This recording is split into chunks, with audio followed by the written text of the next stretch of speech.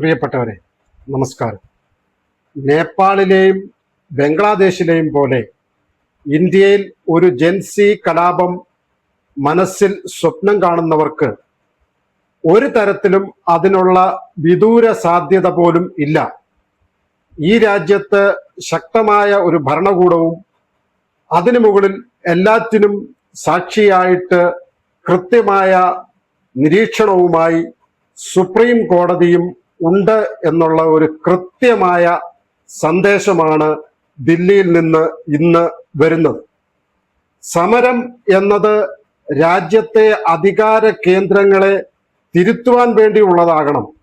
അല്ലാതെ സമരത്തിന്റെ പേരിൽ ജനങ്ങളുടെ സ്വൈര്യ ജീവിതവും അവരുടെ സ്വസ്ഥമായ സഞ്ചാരവും അതേപോലെ തന്നെ പൊതുജനങ്ങളുടെ നികുതിപ്പണം കൊണ്ടുള്ള പൊതുമുതൽ അത് നശിപ്പിക്കാൻ വേണ്ടി ഉള്ളതാകരുത് സമരം എന്നുള്ള കൃത്യമായ ഒരു സന്ദേശമാണ് ഇന്ന് ദില്ലിയിൽ നിന്നും വന്നിട്ടുള്ളത്. എന്താണ് ഈ സന്ദേശം? എന്താണ് ഈ കൃത്യമായ നടപടികൾ? ഈ നടപടിയിലൂടെ എന്ത് തരത്തിലുള്ള മാറ്റമാണ് ഇന്ത്യയിൽ സംഭവിക്കാൻ പോകുന്നത്? ഇതിനെപ്പറ്റിയാണ് ഈ വീഡിയോയിൽ ചർച്ച ചെയ്യുന്നത്. പ്രിയപ്പെട്ടവരെ, ഏതാനും നാളുകൾക്ക് മുമ്പ് ദില്ലിയിൽ നടന്ന CJPയുടെ സമരം നമ്മൾ ഓർക്കുന്നുണ്ടാവുമല്ലോ. ആ സമരത്തില് നീറ്റ് പരീക്ഷയുടെ ക്രമക്കേടിനെതിരെ എന്നുള്ള രീതിയിൽ നടന്ന ആ സമരത്തില് നിരവധിയായിട്ടുള്ള അക്രമ സംഭവങ്ങൾ അരങ്ങേറിയിരുന്നു. പൊതുമുതൽ ധാരാളമായി നശിപ്പിക്കപ്പെട്ടു. അതേപോലെ പോലീസ് വാഹനങ്ങൾ നശിപ്പിക്കപ്പെട്ടു. ധാരാളം പോലീസുകാർക്ക്, 100-ലധികം പോലീസുകാർക്ക് പരിക്ക് പറ്റിയിരുന്നു. വനിതാ പോലീസ് ഉൾപ്പെടെ ഉള്ള ആളുകൾക്ക് പരിക്ക് പറ്റിയിരുന്നു. അങ്ങനെ വലിയ രീതിയിൽ അക്രമ സംഭവങ്ങൾ നടന്ന ഒരു സമരമായിരുന്നു ദില്ലിയിലെ CJPയുടെ സമരം. ഈ സമരത്തിനെതിരെ, ഈ സമരത്തിൽ നടന്ന അക്രമത്തിനെതിരെ സുപ്രീം കോടതി ഇപ്പോൾ നേരിട്ട് നടപടിയുമായിട്ട് വന്നിരിക്കുകയാണ്. സുപ്രീം കോടതി ചീഫ് ജസ്റ്റിസ് ആയിട്ടുള്ള ശ്രീ സൂര്യകാന്ത് അധ്യക്ഷനായിട്ടുള്ള ബെഞ്ചാണ് ദില്ലിയിൽ നടന്ന CJPയുമായിട്ട് ബന്ധപ്പെട്ടിട്ടുള്ള സമരത്തിലെ അക്രമ സംഭവങ്ങൾ അന്വേഷിക്കണമെന്നും ആ അക്രമ സംഭവങ്ങളിലെ അക്രമികളെ കൃത്യമായി പിടികൂടണം എന്നും അതിനു വേണ്ടിയിട്ട് സൂര്യകാന്ത് അധ്യക്ഷനായിട്ടുള്ള ബെഞ്ച് ഒരു സുപ്രധാന നടപടി കൈക്കൊണ്ടിരിക്കുകയാണ്. എന്താണ് ആ നടപടി?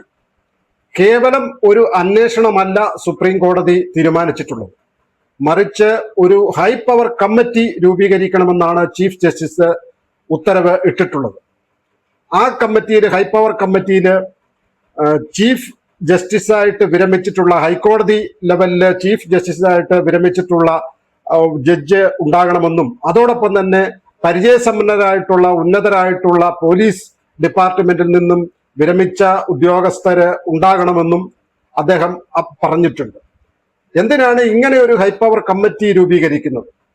ദില്ലിയിൽ നടന്ന CJPയുടെ സമരത്തില് ഉണ്ടായിട്ടുള്ള അക്രമത്തെ സംബന്ധിച്ച് കൃത്യമായിട്ടുള്ള ഒരു വിശകലനവും പരിശോധനയും അതോടൊപ്പം തന്നെ പരിശോധനകളുടെ അടിസ്ഥാനത്തിൽ നടപടികളും ആവശ്യമാണ്.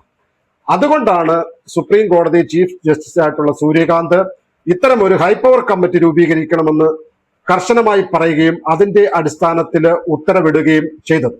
ഈ വിഷയത്തില് കോടതിയുടെ ഒരു ഇടപെടൽ വളരെ ശ്രദ്ധേയമാണ്. കോടതി ഈ CJPയുടെ സമരവുമായിട്ട് ബന്ധപ്പെട്ടിട്ട് മാധ്യമ പ്രവർത്തകർക്ക് നേരെ ഉണ്ടായ കയ്യേറ്റം, നിരവധിയായിട്ടുള്ള മാധ്യമ പ്രവർത്തകര് ആക്രമിക്കപ്പെട്ടു. അതേപോലെ തന്നെ വലിയ തോതിൽ രാജ്യം മുഴുവൻ പ്രചരിച്ച ഒരു ദൃശ്യമാണ് ഒരു വനിതാ മാധ്യമ പ്രവർത്തകർക്ക് നേരെയുള്ള അധിക്ഷേപകരമായിട്ടുള്ള കയ്യേറ്റം. അപ്പം ജനാധിപത്യ സംവിധാനത്തില് ജനാധിപത്യത്തോടുള്ള വെല്ലുവിളിയാണ് മാധ്യമങ്ങളെ കൈകാര്യം ചെയ്യുക, സമരത്തിന്റെ മറവില് മാധ്യമങ്ങളെ കൈകാര്യം ചെയ്യുക എന്നുള്ളത്.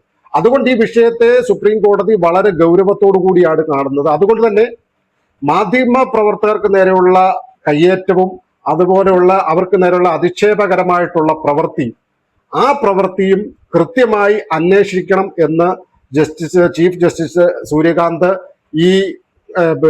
ഈ കാര്യത്തിൽ അദ്ദേഹം വളരെ കൃത്യമായിട്ട് തന്നെ ഈ ഉത്തരവിൽ പറയുന്നുണ്ട്. ഇവിടെ നമ്മൾ ശ്രദ്ധിക്കേണ്ട ഒരു പ്രധാന കാര്യമുണ്ട്. ഈ സമരത്തില് 2800ഓളം സാമൂഹ്യ വിരുദ്ധര് നുഴഞ്ഞു കയറിയിട്ടുണ്ട് എന്ന് കൃത്യമായി അവരെ തിരിച്ചറിഞ്ഞു എന്നും ദില്ലി പോലീസ് സുപ്രീം കോടതിയെ അറിയിച്ചിട്ടുണ്ട്. അതിന്റെ അടിസ്ഥാനത്തിൽ കോടതിയുടെ ഇടപെടൽ, കോടതിയുടെ നിർദ്ദേശം, അവരുടെ നിരീക്ഷണം വളരെ കൃത്യമാണ്. സമരത്തിന്റെ രീതിയിൽ സമരം ചെയ്ത വിദ്യാർത്ഥികൾക്കെതിരെ കേസുകൾ ഉണ്ടാവില്ല, അവർക്കെതിരെ കേസുകൾ എടുക്കണ്ട എന്ന് കോടതി പറഞ്ഞിട്ടുണ്ട്.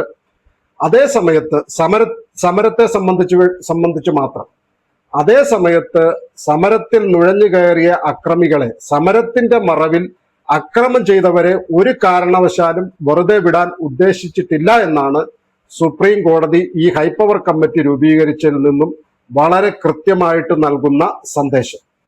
അതുപോലെ തന്നെ സുപ്രീം കോടതിയുടെ ഒരു പ്രധാനപ്പെട്ട ഉത്തരവ് ഈ വിഷയവുമായിട്ട് ബന്ധപ്പെട്ടിട്ട്, ഈ CJPയുടെ സമരവുമായിട്ട് ബന്ധപ്പെട്ട് നടന്നിട്ടുള്ള നിരവധിയായിട്ടുള്ള അക്രമങ്ങൾ, ആ അക്രമങ്ങളുടെ CCTVയും അതുപോലെ തന്നെ ഫോട്ടോകളും വീഡിയോകളും അടക്കമുള്ള ഡിജിറ്റൽ തെളിവുകളെല്ലാം തന്നെ പുതിയതായി രൂപീകരിക്കുന്ന ഈ ഹൈപ്പവർ കമ്മിറ്റിക്ക് കൈമാറണം എന്ന് സുപ്രീം കോടതി ഉത്തരവിട്ടിട്ടുണ്ട്.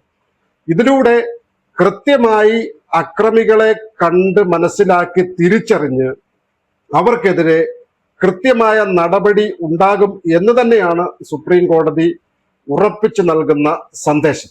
ഒരു കാര്യം വളരെ വ്യക്തമാണ്, നമ്മുടെ രാജ്യത്ത് ശക്തമായ ഭരണകൂടവും അതേപോലെ തന്നെ സുശക്തമായ നീതിന്യായ വ്യവസ്ഥയും ഉള്ളിടത്തോളം നമ്മുടെ നാട്ടിൽ ഏതെങ്കിലും രീതിയിൽ ഒരു നേപ്പാൾ മോഡൽ, ബംഗ്ലാദേശ് മോഡൽ കലാപം, ജൻസി കലാപം സ്വപ്നം കാണുന്നവർക്ക് കൃത്യമായിട്ടുള്ള സന്ദേശമാണ് സുപ്രീം കോടതി നൽകിയിട്ടുള്ളത്.